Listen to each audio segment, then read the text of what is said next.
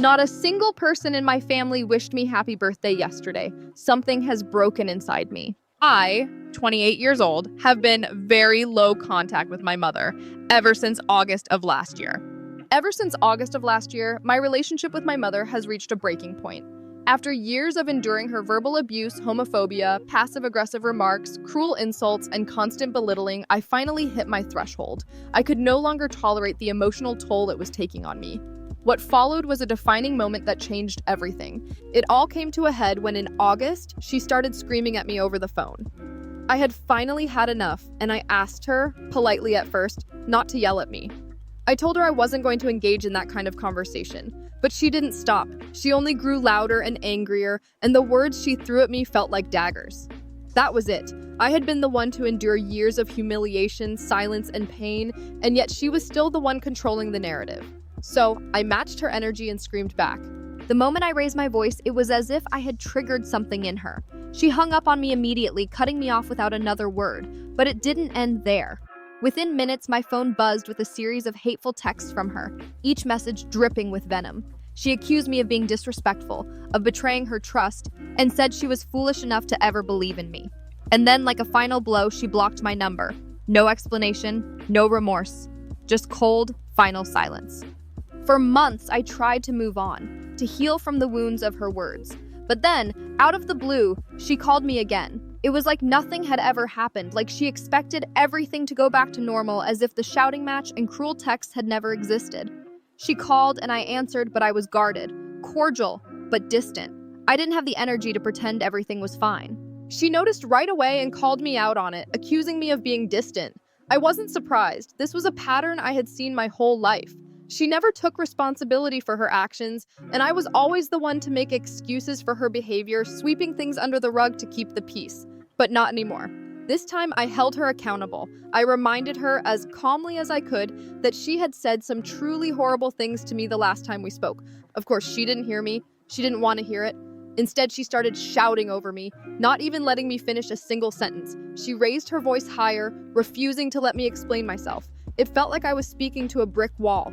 I tried desperately to make her understand, but all I heard was her anger and her refusal to listen. And just like before, she hung up on me, leaving me alone with my hurt and frustration. Since that day, I've had to navigate a minefield of half-hearted attempts from her to re-enter my life. She still tries to contact me, texts, calls, messages, always acting as if nothing happened. But I can't just pretend it's fine. I send back short, one-word replies, just enough to acknowledge her attempts, but not enough to invite any further conversation. The silence in between those exchanges feels like the only way I can protect myself from the emotional damage. I haven't answered her calls in months. Every time her name pops up on my screen, a wave of anxiety crashes over me. I can't bear the thought of another screaming match, another conversation where I am reduced to nothing but a punching bag for her anger. And still, despite everything, I've always texted her on her birthday. It feels like the least I can do, even when it feels like she doesn't deserve it. It's the one thing I've held on to, a faint hope that some semblance of respect could exist between us, but this year, on my own birthday, something shattered in me. She didn't text. No happy birthday, not even a late message. And what hurt even more was that neither of my younger brothers, aged 18 and 19, bothered to wish me anything either. I had spent years caring for them, especially through our childhood, when my mom worked long hours and my father was absentee. I co-parented them, helped raise them, and they were my responsibility just as much as they were my mother's. I stepped in where she couldn't, becoming a surrogate parent. And yet, when my birthday came, I got nothing. No phone call, no text, not even a single word. This wasn't the first time I had felt like an outsider in my own family. My mother had always played favorites, treating my brothers with more warmth and attention than she ever gave me. Growing up, I was always the odd one out, the child who didn't quite fit into her mold, the one who didn't receive the same affection or praise. Even last year, on her birthday, my brothers had gone out of their way to buy her an expensive gift, while I got nothing in return. It stung because I had always made the effort with them. I gave them money for their birthdays, always trying to maintain some semblance of normalcy in a family that felt more fractured by the day. But this felt like the final betrayal. Even my extended family, who usually wished me happy birthday without fail, didn't acknowledge me this year. My aunt, who had thrown a lavish birthday party for my mother, couldn't even take a minute to send me a simple happy birthday text. It was like I didn't exist. It felt like everyone had conspired to leave me out of the celebration. They all rallied around her, giving her the attention and love I had always craved, while I was left to suffer in silence. I tried to hold it together, but I could feel the walls closing in on me. This was the moment I knew it had all changed. It wasn't just a matter of hurt anymore, it was a realization that I had no place in their lives. I had no family. How do you come back from something like this? How do you rebuild from a foundation that's already cracked beyond repair? I don't think I can. And honestly, I don't want to. I'm done. I can't keep reaching out, can't keep pretending things will ever be different. I'll never try to remember another birthday, never again offer a gift or a word of encouragement. I've made my peace with the fact that I am alone in this world, because at least when I'm alone, I can protect myself from the hurt they cause. What's truly heartbreaking is that even if we were to somehow reconcile, I don't think I could ever forget what's been done. The wounds they've left are too deep. No one should ever feel like an outcast in their own family. I feel humiliated, I feel discarded, like I don't matter. I've lost my faith in humanity, not because of the world, but because of the people who were supposed to love me most. Fuck them all. Update 1? A week later, I still couldn't shake off the feeling of pain. I wondered if I could continue living like this. Every day I woke up, realizing I had lost an important part of my life, I felt like I was slowly dying. Thoughts about my family, about what had happened, kept spinning in my mind. How could I exist in a family where I was no longer a part of it? How could I continue facing the people I once loved and hoped they would change? Then one day, while I was sitting in a cafe, my mother called again. This time, there were no accusations, no conversations full of hatred. She simply said, "Son, I want to meet you." A strange feeling washed over me. It was doubt, defensiveness, and anger that hadn't been released. But then part of me still wanted to know the reason. After all, she was my mother, even though what she had done to hurt me was beyond words. I didn't answer immediately. I sat in silence, feeling the contradiction within me. After a few minutes, I decided, I guess it's time, and I arranged to meet her the next afternoon. When I arrived at the cafe where we had agreed to meet, my mother was already there, holding a cup of coffee, her eyes fixed on me. But there was no sign of anger or discomfort. There was something in her gaze, a patience, a worry that couldn't be hidden. She was probably waiting for something. I sat down opposite her, trying to stay calm. Part of me wanted to leave immediately, but I stayed. I didn't know what I was waiting for. I just wanted to know why she had changed, why she had called me. "Mom," I began, my voice soft but still trembling. "What do you want to say?" My mother took a deep breath and then looked straight into my eyes. I could see she had been crying earlier, her eyes slightly red and tired. "Son, I'm sorry. I was wrong." Her voice choked. "I can't keep treating you like this. I haven't understood you all these years, and now I realize that. I'm a bad mother. I've let anger and hatred control me, and now I want to change." She paused for a moment, as if trying to find the right words to express her feelings. "I've been too strict with you, expected too much from you, and never gave you space to be yourself. I forgot that you are not an instrument for me to solve all my sorrows. You are not someone for me to blame. I was wrong, and I am so sorry." I sat silently. Her words felt like thorns piercing my heart. I couldn't accept it immediately. What had happened, the hurt I had endured, the years of being ignored, the harm caused by my own mother, how could all of that be erased by one apology? But after a moment, I looked at her and realized that what she had just said was real. Perhaps she had changed, and perhaps I was looking for a reason to forgive. "You hurt me a lot, but I was wrong too," I said, my voice choked. "I've closed my heart for too long. I haven't given myself the chance to heal, but that doesn't mean I can easily forget what happened." My mother bowed her head, her eyes full of regret. "You may not forgive me right away, and I understand that," she said, her voice breaking. "But I hope you'll give me a chance to change, to start over." I didn't answer immediately, but I felt a strange shift inside me. A sense of relief, a small amount of sympathy began to emerge. I didn't know if I could fully forgive my mother, but at least I had started to hear and see a part of her that I couldn't see before. And just as I was about to say something, my phone buzzed. I looked at the screen and saw a message from my younger brother with whom I hadn't spoken since my birthday. My heart sank. A wave of discomfort, anger, and disappointment filled me.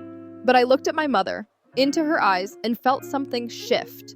A small step forward, but perhaps the first step on the long road to healing the wounds my family had caused. A moment later, my brother called. I looked at my mother and decided to answer. My brother apologized for not wishing me a happy birthday, explaining that my mother's anger had affected them and they had been caught in this battle not knowing what to do. I felt a surge of anger, but I knew this was an opportunity for me to start anew. We talked for a long time, and although I still felt hurt, I began to understand that my entire family had been trapped in cycles of hurt and expectations. No one was innocent, but we could all change. That day, I not only decided to give my mother a chance to change, but I also decided to begin renewing my relationships with the people in my family, knowing that the road ahead would be difficult. Update 2. I looked at my phone screen, my heart raced faster when I saw a message from my younger brother. It was a short but meaningful message. Can we talk? I don't want this to go any further. The discomfort inside me was undeniable. I felt like the only bridge between the broken pieces of this family, but at the same time, the one who was suffering the most. Was I too weak for still wanting to hold on to these relationships, or was I doing the right thing by not allowing myself to be hurt any longer? My mother looked at me, waiting. Tears were welling up in her eyes, but she stayed silent, as if waiting for me to speak. Suddenly, I felt an overwhelming fatigue. I hadn't known what it felt like to sit with my mother without feeling pain in a long time. Even though she said sincere words, my heart couldn't open as easily as before. The old wounds kept resurfacing like scars that hadn't healed. Without thinking, I sighed and then turned to look at my mother. Do you understand that I can't forget what you did? I couldn't hold back the question. I don't know if I can forgive you right away, but I can't keep holding on to these hurts. My voice choked, as if a wave of emotions had surged. I just want fairness, Mom. I want you to understand who I am, to see me as a person, not something for you to blame or make unreasonable expectations of. My mother's voice trembled, her eyes full of shame. She couldn't answer right away. However, after a long silence, she bowed her head. You're right, she said with a sigh. I never saw you the right way. I expected too much from you without ever thinking about your feelings. I was wrong, and I regret it. But I want to change. I really want to change. I want you to know that I love you. Those words left me speechless. It was strange. A part of me still wanted to feel empathy, but the other part just wanted to walk out and never face these strange emotions again. My mother had caused me so much pain, and now she was apologizing. Those words seemed sincere, but could they really heal all my wounds? I need time, I said, trying to hold back my emotions. I can't rush to forgive, but I also don't want to keep these feelings inside. My mother nodded, not objecting. She understood that I needed time. I looked at her once more, and something in my heart began to soften. Though the past couldn't change, perhaps together we could build a new path, a path that doesn't promise perfection, but at least acceptance. At that moment, my phone buzzed again. My brother sent another message. I really want to fix everything. Things have gone too far, but I don't want to lose you. Can we start over? The emotions surged within me. It had been so long since I'd talked to my brother, and the closeness we once shared felt distant. But this was different. My brother seemed to have realized that things couldn't continue like this anymore. And as for me, did I have the strength to open up and truly heal with him? Had I been too harsh on myself and on everyone in the family? Maybe I'll reply to him, I said, as if speaking to myself. We can't live in anger forever. The healing process won't be easy, but I can't keep avoiding it. My mother looked at me, her eyes gentle. I don't want to pressure you. I just want you to know that I'm always here. Her words weren't perfect, but they were a truth I couldn't deny. My mother was no longer the cold, indifferent woman I once knew. Maybe she had changed. Maybe I needed to change too. I'll try, I sighed, but I need to reflect on everything first. I can't change too quickly, and I don't want to force myself. We need time. My mother didn't say anything else. She just held my hand tightly. In that moment, I felt a strange comfort. Although the road ahead would still be challenging, at least I knew we had found each other again, even if it was just a part of our past. The following conversations weren't easy. My brother and I started exchanging longer messages, conversations without shouting or blaming each other. Gradually, we began to rediscover the old feelings, even though so much had been lost. Apologies, explanations, and sometimes tears, everything became part of the healing process. In the end, I realized that no forgiveness is easy, but change is a journey that I have to begin. Though there are still many wounds that haven't healed, at least I no longer feel alone in this life. Update 3. The next day, I sat alone in the living room, feeling a weight in my heart. The curtain only let in a faint, weak light from the afternoon, making the room eerily silent. I didn't know how to start the conversation with my younger brother. It had been such a long time since we truly spoke to each other, not just small talk, but real words coming from the depth of our hearts. This made me feel uneasy, but I knew that if I didn't speak up, nothing would ever change. We couldn't keep living in this silence. Scrolling through my phone screen, I saw my brother's name pop up. I took a deep breath and pressed the call button. "Hey," I started, my voice sounding a little unfamiliar. I wondered whether I should be completely honest or just speak quietly, like I always did, and let the silence return. "Hey," he replied, his voice dry, but I could sense the tension in it. We both fell silent for a moment, as if trying to figure out how to start without hurting each other further. "You know, it's been a long time since we really talked like this," I said, trying to keep my voice from trembling too much. "I can't help but feel tired of everything between us, everything in this family. But if we don't talk about it, how will we ever understand each other?" Another brief silence, then he responded, "I know, but I don't know where to start. How do you feel about everything that's happened?" I sat down in a chair, feeling all the memories, all the emotional waves resurfacing. You know, what hurts the most isn't what happened. It's the feeling of not being a part of this family anymore. Mom has always treated me like I don't belong, like I'm not good enough, not worthy enough. But the most painful part is seeing everyone else happy together while I'm standing on the outside. I had to do all of that alone, with no one there to help. My voice started to choke. I couldn't hold back my emotions anymore. Every word felt like an old wound bleeding.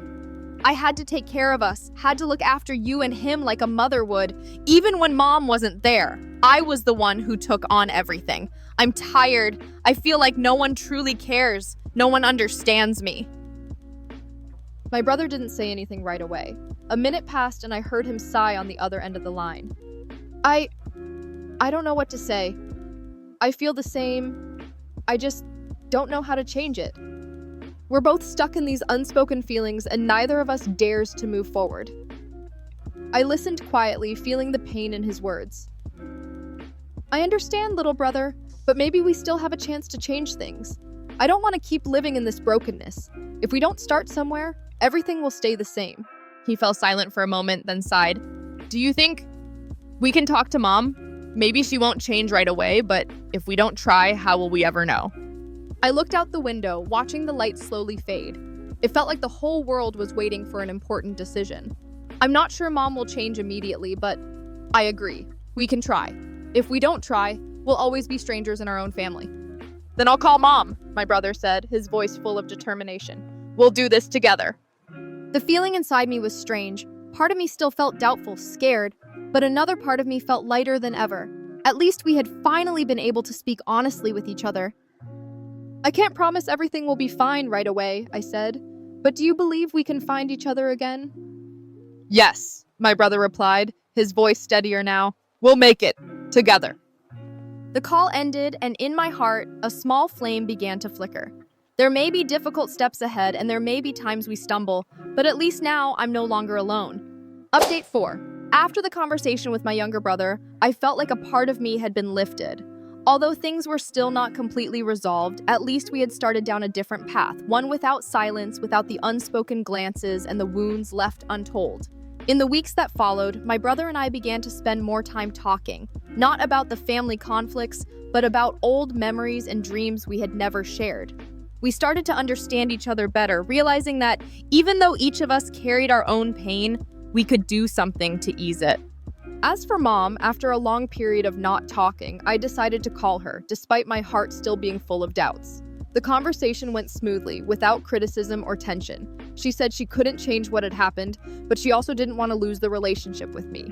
I didn't know if she would ever fully change, but I could sense she was trying, albeit slowly and with difficulty. Occasionally, we had short conversations, no longer filled with harsh words, but simple questions about life, about things my mom and I had never shared. Although reconciliation hadn't been fully achieved, I realized that forgiveness, even in small doses, could still open a new door. On my next birthday, when I received messages from Mom and my brother wishing me well, I felt a sense of relief. Not because of the wishes themselves, but because I knew we were no longer alone in the most important moments of our lives. I was no longer the outsider in the family, but an essential part of my own story. To me, that was the greatest gift I could receive. Not material things or flowery words, but the reconnection after so many years of separation. the understanding, forgiveness, and a bit of hope that the family could change. In the end, I realized that sometimes happiness is not an outcome that can be immediately achieved, but a continuous process, constantly changing and growing.